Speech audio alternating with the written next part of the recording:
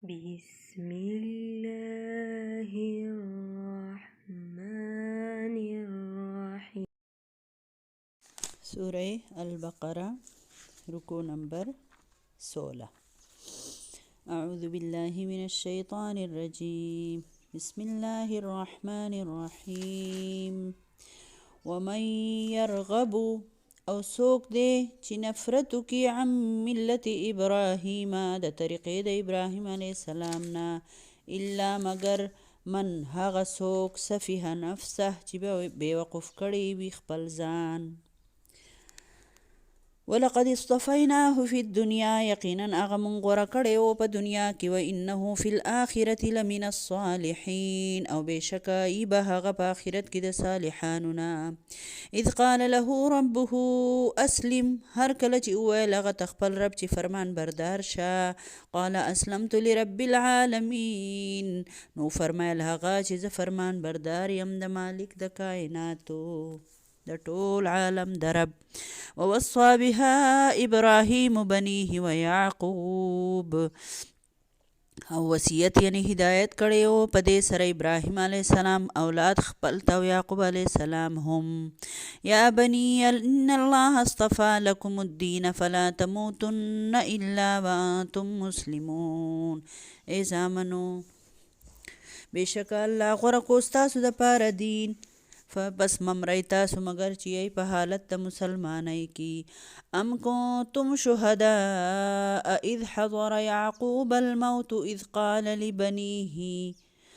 یا وی تاسو حاضر هر کله چې راغی یعقوب علیه السلام ته مرګ هر کله چې وویل هغه خپلو زامنو ته ما تعبدون من بعدي زما نه پس به د چا عبادت کوئ تاسو. قالوا نعبد الهك واله آبائك ابراهیم واسماعیل واسحاق الها واحدا ونحن له مسلمون. ویل دوی چې مونږ به عبادت کوو ستا د معبود او ستا د پلار نیکه د معبود د ابراهیم علیه السلام او د اسماعیل علیه السلام او د اسحاق علیه السلام چې معبود یو دی او مونږ خاص هم د هغه حکم منونکي یو. تلک امة قد خلت دا یو ټولګی و څه خلق و چې تیر شو یقینا تیر شو لها ما کسبت ولکم ما کسبتم اغله هغه څه دي چې هغوی ګټلي دي او تاسو له هغه سري چې تاسو ګټئ. ولا تسألون عما كانوا يعملون او نه به کېږي تپوس تاسو نه د هغه څه چې هغوی به کول. وقالوا كونوا هودا او نصارى تهتدوا او د یهودیان وایي چې شئ یهودیان یا عیسایان نو په نیغه لار به شئ. قل بل ملت ابراهیم حنیفا ورته ووایه بلکې دین د ابراهیم علیه السلام طریقه د ابراهیم علیه السلام یو مخیزي ده حنیف ده. وما کان من المشرکین او نو هغه د مشرکانو نه. قولوا آمنا بالله ټول وایه ای مسلمانانو چې مونږ ایمان راوړی په الله. وما انزل الینا او په هغه هدایت چې نازل شوی مونږ ته. وما انزل الی ابراهیم او په هغه چې نازل شوی د ابراهیم علیه السلام ته و اسماعیل او اسماعیل علیه السلام ته و اسحاق او اسحاق علیه السلام ته و یعقوب او یعقوب علیه السلام ته والاسباط او د یعقوب علیه السلام اولاد ته. وما اوتی موسی و عیسی او هغه چې ورکړی شوي موسی علیه السلام ته او عیسی علیه السلام ته. وما اوتی النبیون من ربهم او هغه چې ورکړی شوي نبیانو ته د دوی د رب د طرف نه. لا نفرق بین احد منهم مونږ فرق نه کوو په منځ د یو پیغمبر کې هم د دوی نه. ونحن له مسلمون او مونږ خاص الله لره مسلمانان یو. فإن آمنوا بمثل ما آمنتم به پس کچر ایمان راوړو دوی په شان د هغه چې ایمان راوړی دی تاسو به فقد اهتدوا په هغې باندې نو په هدایت دي دوی. وان تولوا او کچرې مخ واړوو فانما هم فی شقاق نو پس بېشکه دوی په ضد کې دي په مخالفت کې دي. فسیکفیکهم الله پس دوی لره کافي دی الله یعنی د الله مقابله دوی له کافي ده. وهو السمیع العلیم او الله اوریدونکی او ښه پوهه دی. صبغة الله اختیار کړی رنگ د الله ومن احسن من الله صبغه او څوک دی ښه د الله نه په رنګ کې ونحن له عابدون او موږ خاص د الله عبادت کوونکي یو قل اتحاجوننا فی الله وهو ربنا وربکم ورته ووایه تاسو زما سره جګړه د الله په باره کې کوئ هغه خو زما هم رب دی او ستاسو هم رب دی ولنا اعمالنا ولکم اعمالکم زما د پاره زموږ عملونه دي او ستاسو د پاره ستاسو عملونه دي ونحن له مخلصون او موږ خاصه د الله بندګي کوونکي یو ام تقولون آیا تاسو دا وایئ ان ابراهیم و اسماعیل و اسحاق و یعقوب والاسباط چې بېشکه ابراهیم علیه السلام او اسماعیل علیه السلام او اسحاق علیه السلام او یعقوب علیه السلام او د دوی اولاد یعقوب علیه السلام اولاد کانو هودن او نصارا چې دا یهودیان او یا عیسایان وو قل ورته ووایه اانتم اعلم ام الله آیا تاسو پوهیږئ او که الله پوهیږي ومن اظلم مما کتم شهادة عنده من الله څوک دی زیات ظالم د هغه چا نه چې پټه کړي ګواهي چې د ده سره د ده په ذمه د الله د طرف نه ده وما الله بغافل عما تعملون او نه دی الله نه خبره د هغه کارونو نه چې تاسو یې کوئ تلک امة قد خلت دا څه خلک و ټولګې و یقینا تیر شو لها ما کسبت ولکم ما کسبتم د دوی دپاره و هغه څه چې دوی ګټلي او ستاسو دپاره دي هغه څه چې تاسو یې ګټئ ولا تسألون عما کانوا یعملون او نه به کېږي تپوس تاسو نه د هغه عملونو چې دوی به کول په دې رکو کې الله رب العالمین د ابراهیم علیه السلام د طریقې نه چې څوک مخ واړوي نو هغه احمق دی هغه بېوقوفه دی ځکه چې هغه الله غوره کړی په دنیا کې هم او په آخرت کې هم به هغه د صالحانو نه ځکه چې کله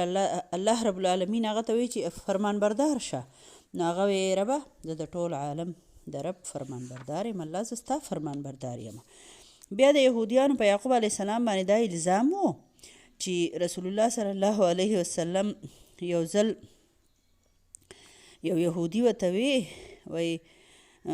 تا ته معلومه ده چې یعقوب علیه السلام مونږ ته دا وصیت کړی چې تاسو به یهودیان یې او په بل دین به ایمان نه راوړئ که نه په نور دغه باندې په نور پیغمبرانو نو دا آیت نازل شو چې الله رب العالمین ورته فرمایي چې دا هدایت خو ابراهیم علیه السلام هم خپلو زامنو له ورکړی و او یعقوب علیه السلام هم چې ای زامنو ستاسو دپاره الله دین اسلام غوره کړی دی نو تاسو په حالت د مسلمانۍ کې مړه شئ او بیا ته الله رب العالمین دا آیتونه نازل کړل چې تاسو حاضر وئ په هغه وخت کې چې یعقوب علیه السلام نه مرګ راتلو چې تاسو هغه خو خپلو زامنو ته دا وصیت کړی زما نه پس په د چا عبادت کوئ او زامنو هم دا جواب ورکړی چې د الله رب العالمین عبادت به کوو که نه بیا ورته الله رب العالمین فرمایي چې د ابراهیم علیه السلام دین چې د شرک نه پاک دی حنیف دی یکسو دی دقه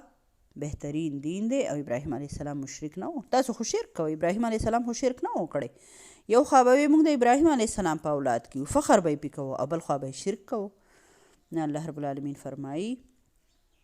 یعنی ټول مسلمانان قولو ټول مسلمانان ووایئ د اهل کتابو ته ووایئ موږ په الله ایمان راوړی او څه چې په موږ نازل شوي او څه چې نورو پیغمبرانو نازل شوي په هغو ټولو زموږ ایمان دی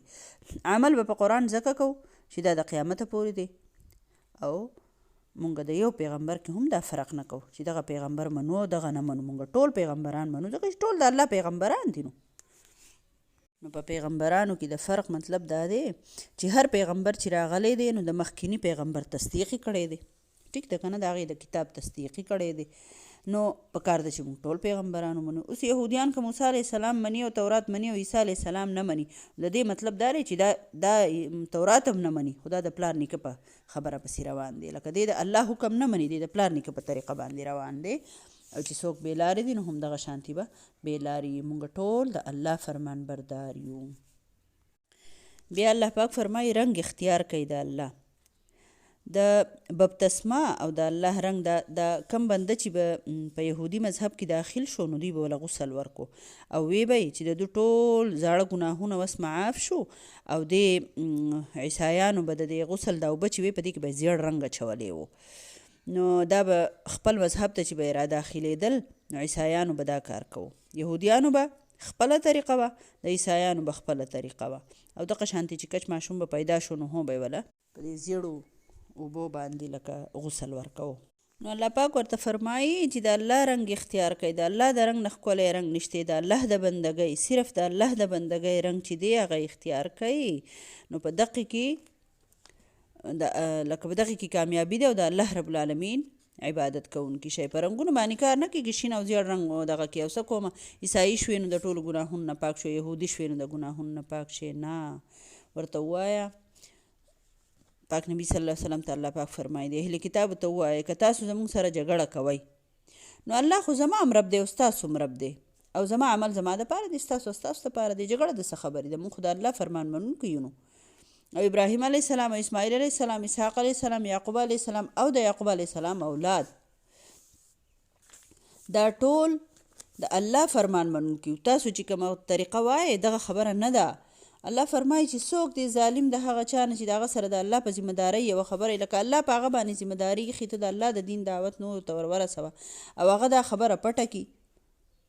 نو دغه بنده نه خو بل بیا ظالم نشته دی که نه. نو نبي صلی الله علیه وسلم خبره نشي پټولی ځکه چې هغه ته حکم د الله دی. نو الله فرمایي داسې خلک و تیر شو، ستا هغوی عملونه د هغوی دپاره دي او ستاسو عملونه ستاسو دپاره دي. الله دې موږ ټول د محمد رسول الله صلی الله علیه وسلم راوړی شوي قرآن و حدیث په لار باندې روان کړي. الله دې زموږ نه قبول کړي. ربنا تقبل منا انک انت السمیع العلیم. صدق الله العظیم.